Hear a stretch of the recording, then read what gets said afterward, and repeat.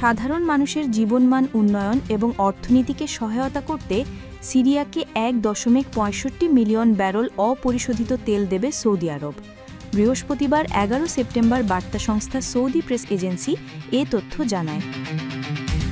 সংবাদ মাধ্যমটির প্রতিবেদনে বলা হয়েছে, বাদশাহ সালমান বিন আব্দুল আজিজ এবং ক্রাউন প্রিন্স মুহাম্মদ বিন সালমানের নির্দেশক্রমে এসব তেল দামেস্ককে দেওয়া হবে।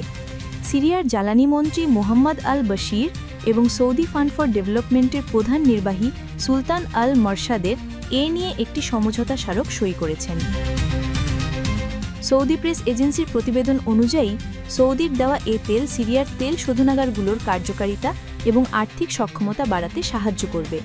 এর মূল লক্ষ্য অর্থনৈতিক উন্নয়নকে সমর্থন করা, অর্থনৈতিক সংকট মোকাবিলা করা, গুরুত্বপূর্ণ খাতগুলোর অগ্রগতি নিশ্চিত করা এবং টেকসই উন্নয়ন লক্ষ্যমাত্রা অর্জনে সহায়তা করা।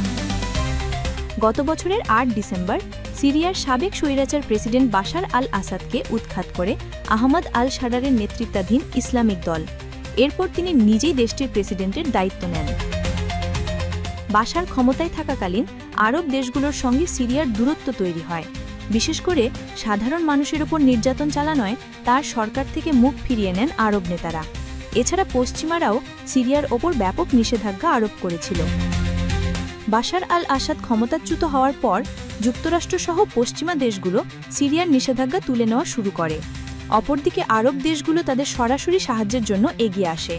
বিশেষ করে অর্থনৈতিকভাবে সিরিয়াকে শক্তিশালী করতে কাজ করছেন তারা।